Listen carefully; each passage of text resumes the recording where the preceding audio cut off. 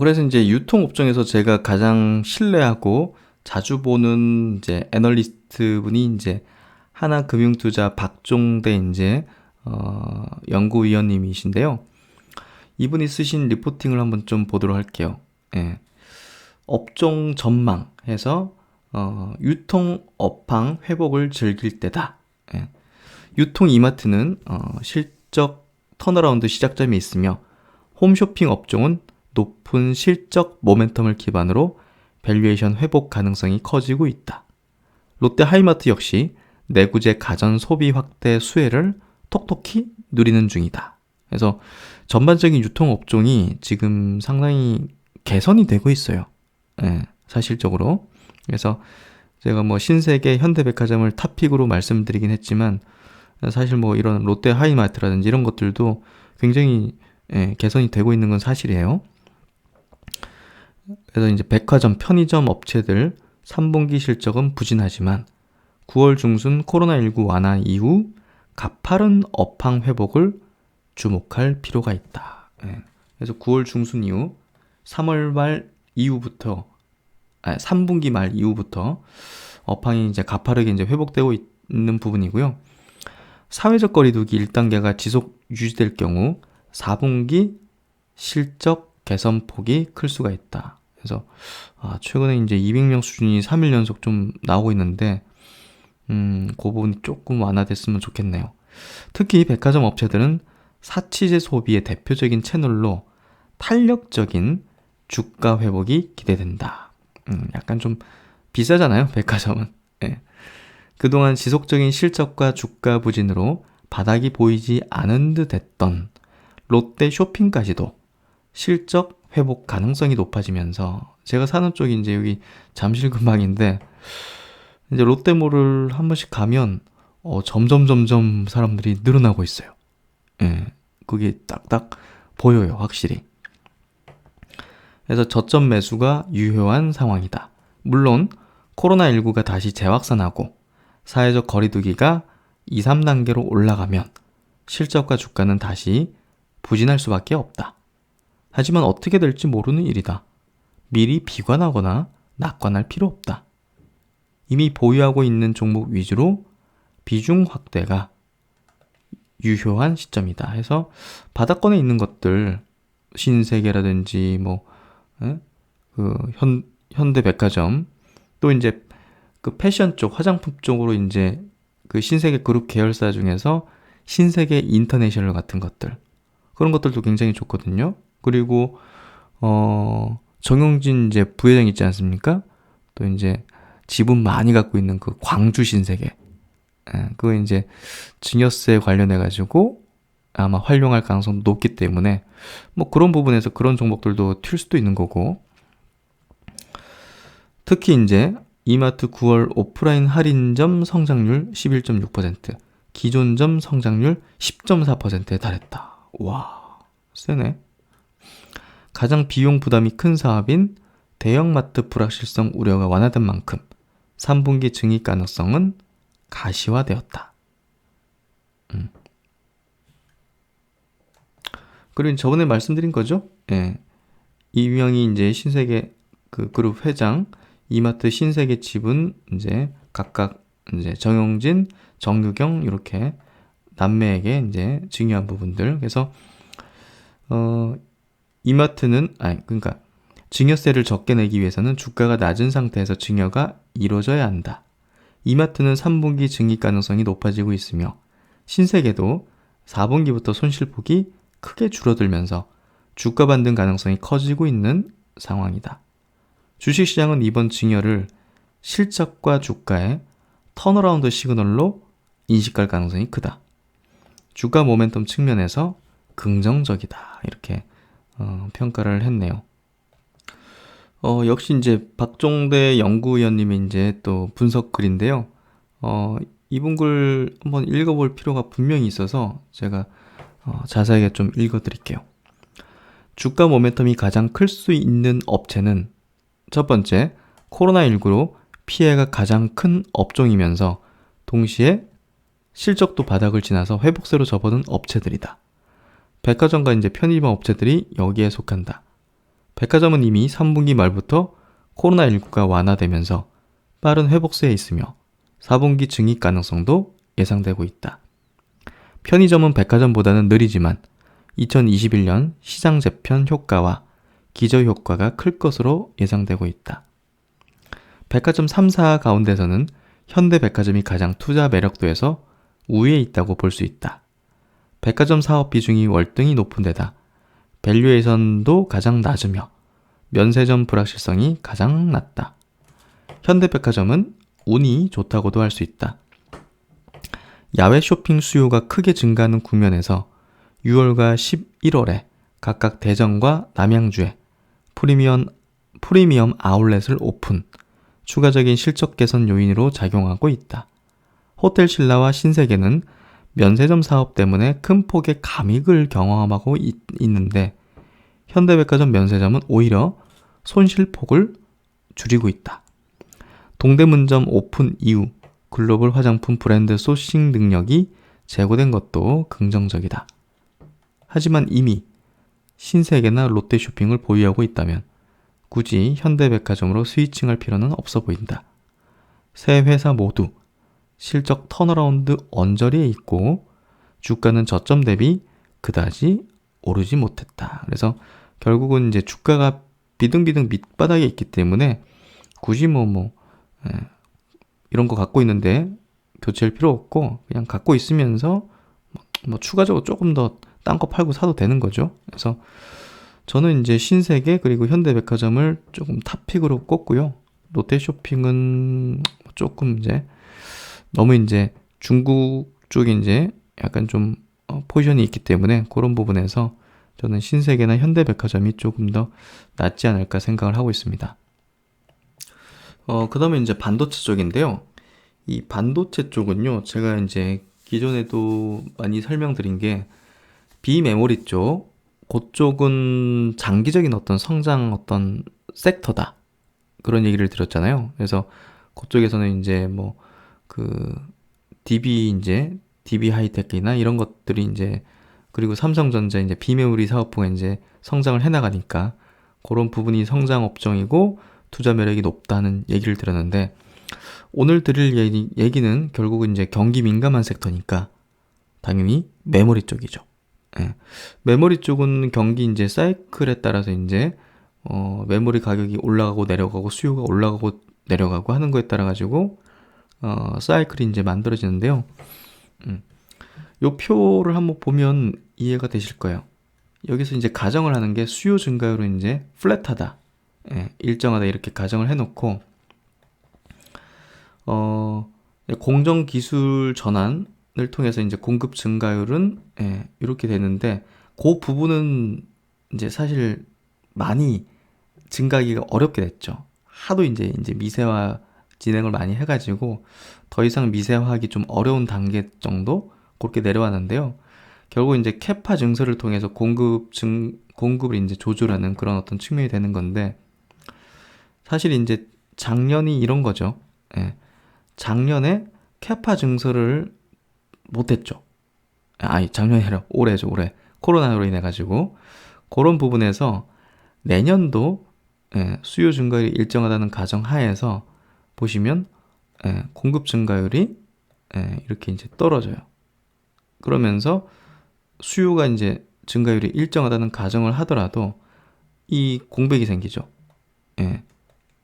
수요를 다 못 채우는 거죠, 공급이. 그렇기 때문에 메모리 빅사이클이 온다. 가격이 오르면서 나중에 캐파를 증설을 하게 되는 그런 어떤 국면으로 가게 된다는 그런 구조도 메모리 빅사이클의 이제 구조도를 이렇게 좀 신한금융투자 여기서 이제 도식화한 건데요. 여기 보시면 생산업체 이제 SK하이닉스 삼성전자 같은 업체겠죠. 그리고 이제 생산업체 그리고 장비업체 주가는 동행한다. 장비업체 주가는 투자 대비 선행한다. 삼성전자, SK하이닉스가 투자를 하기 전에 미리 선행적으로 주가는 오른다는 거예요. 그러니까 지금 테스, 원익, IPS, PSK 이런 것들 막 장비주들 오르잖아요. 미리 오른 거예요. 미리. 그러니까 어느 정도 주가에 좀 반영되는 거거든요. 예, 그래서 제가 좀 멈칫하는 거예요. 투자를 거기를 하는 게 수익이 높겠느냐, 다른 거 바닥에 있는 거를 하는 게 낫겠느냐, 이 고민이 싫은 거죠. 이쪽이 조금 사이클이 도래한다는 건 좀 알 것 같은데, 예, 수익률을 따질 때는 좀 애매하다는 거죠. 이미 좀 올라온 게 많기 때문에. 그래서 보시면 코스닥 반도체 업종 최근 한 3년 동안 이렇게 내리꽂았어요. 예, 뭐 SK하이닉스도 마찬가지로 이제 내리꽂았으니까 2016년, 2017년 한 2년 정도 사이클이 도래했었죠, 당시에. 그리고 3년 정도 내리막 쉬었어요. 그러니까 이게 뭐 한 3, 4년 주기라고 친다면 뭐 사실 뭐 올해 도래할 수 있는 그런 구간엔 뭐 거의 다 들은 거죠. 올해 말 내년 이제. 그리고 이제 그 반도체 카펙스 설비 투자 추이를 보면 SK하이닉스도 그렇고 삼성전자도 그렇고 보시면 여기 이제 조원 몇 조원인데요. 내년도 이제 이렇게 설비 투자를 늘리는 부분이 이렇게 카펙스 투자에 나와 있네요. 그러니까 선행적으로 이제 장비 업체들이 올라갈 가능성이 높다, 이렇게 좀 전망을 하는 거죠. 그래서 이제 주요 장비주들 합산대 퍼 추이를 보면 최근이 한 평균적으로 한 11배, 소재주도 보시면 뭐 한 현재 한 11배 정도. 그러니까 밑에서 좀 올라오긴 했어요, 사실은. 그래서 뭐 소재주는 뭐 이렇습니다. 대표적인 종목들이죠. 그러니까 뭐 투자한다면 뭐 이런 정도 안에서 하면 되지 싶거든요. 크게 뭐 뭐랄까 뭐 엄청 어디가 뛰어나고 그런 건 아니니까 사실은. 그래서 지금 구간에서 메리트가 있다고 판단할 수도 있는 거고, 업사이드는 있을 것 같은데, 수익률 매에서는 많이 나올까 하는 그런 어떤 고민스러운 어떤 구간이기도 하고요. 그래서 여기 신한금융투자에서는 이제 이렇게 추정을 했네요. 삼성전자, SK하이닉스의 이제 주가 흐름 예상을 이렇게 했는데, 지금 이제 10월달, 11월달은 밸류에이션이 이제 상향되기 시작하는 시작 단계라고 좀 보는 것 같고요. 그리고 이제 뭐 12월, 내년 1월 뭐 이렇게는 출하량이 좀 회복되는, 이제 수요가 이제 많아지기 시작하는 그런 회복 국면이라고 보고, 그 뒤로 이제 당연히 현물가 상승하고 고정가까지 상승하는 그런 국면에서 하이닉스는 어떻습니까? 좋아하니까 이제 9만원, 12만원 막 돌파하는 흐름, 그리고 삼성전자는 8만원 돌파하는 흐름, 그렇게 좀 예상을 하고 있는데, 어쨌든 상승은 하리라 봐요. 제가 볼 때도 당연히. 근데 어디서 수익률이 더 높을지는 고민해 봐야겠죠. 이해되시죠? 제가 무슨 고민을 하는지. 이제 좀 이해되시죠? 그래서 이제 이 신한금융투자 리포팅에서 결론 내린 부분들 결국 이제 추천주인데요. 제가 추천드리는 종목은 아니고 이 리포팅에서 추천하는 거니까 한번 분석을 해보시면 좋을 것 같고요. 최근 삼성전자, SK하이닉스 주가는 빠르게 상승하고 있다. 특히 삼성전자 주가는 11월 13일 역사적 신고가를 기록했다. 디램 업황 개선 기대감 때문이다. 일단은 뭐 3분기 밸류에이션 매력, 뭐 10배 내외니까. 그리고 이제 출하량 증가 및 재고 감소. 이게 이제 당연히 수순이죠. 재고가 많이 낮아져 있는 상태예요, 사실은. 하이닉스도 그렇고. 그리고 이제 올해 말 현물가가 상승하기 시작하고, 당연히 이제 고정가가 반등하는 순서로 주가 랠리가 같이 동행하면서 이어질 전망이다, 이렇게 예상을 하고 있는 거예요. 그래서 이제 반도체 장비 업체들의 주가는 연말 중소형주에 대한 어떤 수급 부담, 이런 것 때문에 상대적으로 좀 부진했고, 이는 장비 업체 매수 기회로 활용할 것을 이제 추천한다고 합니다. 그래서 장비 업체는 주가는 결국 삼성전자, SK하이닉스와 이제 같은 방향으로 가는 게 과거에도 이제 그랬고, 이번에도 그럴 것이다. 메모리 반도체 빅사이클 재현으로 2021년 삼성전자 반도체 카펙스는 사상 최대치를 기록할 것으로 전망이 된다. 그래서 신한금융투자에서 커버리지 내 원익 IPS 목표 주가 43,000원, 유진테크 목표 주가 43,000원, PSK 목표 주가 44,000원, LOT 백큐 22,000원 이렇게 좀 추천하는데요. 한 4종목 한번 차트 한번 보죠.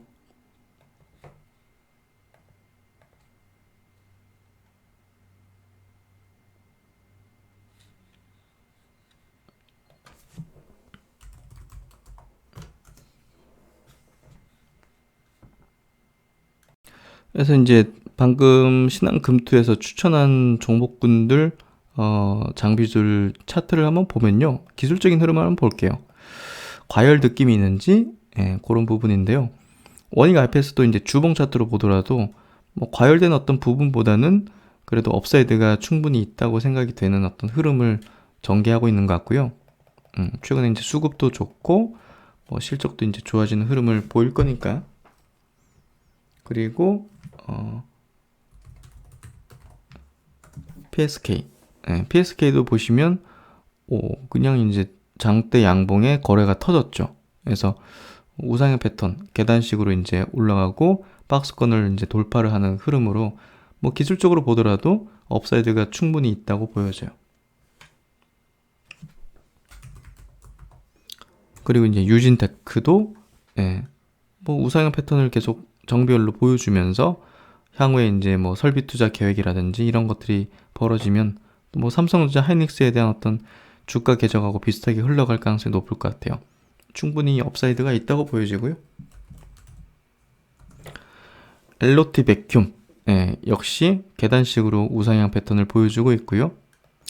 역시나 뭐 내년도 예상되는 실적 대비해서 한 10배 미만 정도이기 때문에 지금 보여드린 4종목, 신한금투에서 추천한 종목은 내년에 예상되는 실적 대비해서 대부분 다 10배 내외 정도. 장비주가 뭐 높은 밸류를 받기는 어렵지만 일단은 엄청나게 업사이드가 큰 건 아니라고 보는데 그래도 어느 정도는 업사이드 틈이 있다. 그렇게 좀 생각이 되고요. 굉장히 큰 호재가 나올 때면 제가 볼 때는 어느 정도 단기적인 고점이 찍힐 가능성이 높아요. 특히나 이제 뭐 삼성전자에서 대규모 막 설비 투자 계획을 밝히다든지, 투자 계획을 밝히다든지, SK하이닉스가 대규모 투자 계획을 밝힌다.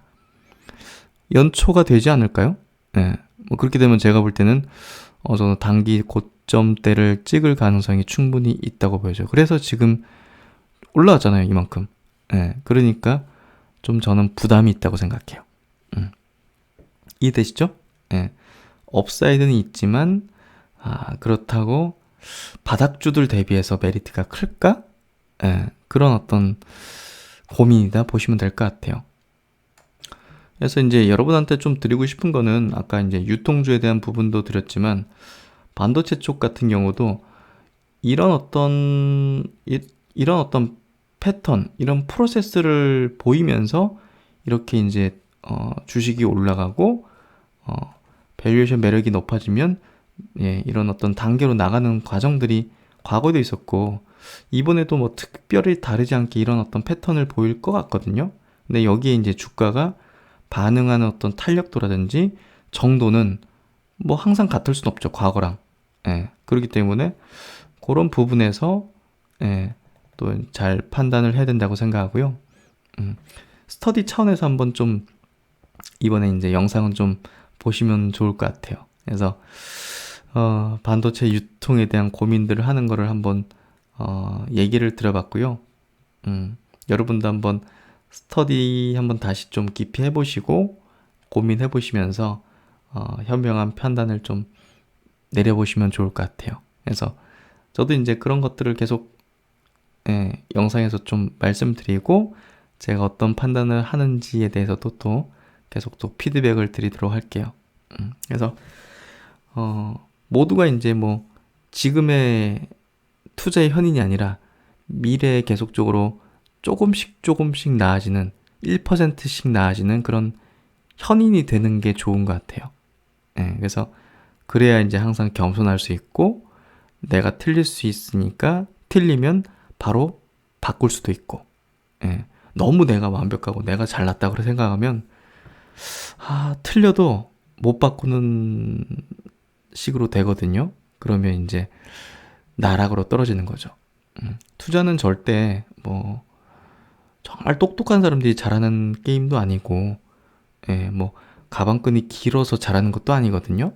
예, 그 부분들을 한번 깊이 이해를 하시면 좋을 것 같아요. 그래서 이번 영상도 모쪼록 많은 도움이 되셨기를 바라고요. 오늘 하루도 즐거운 하루 되시고, 신박사는 또 다음 영상에서 뵙도록 하겠습니다. 감사합니다.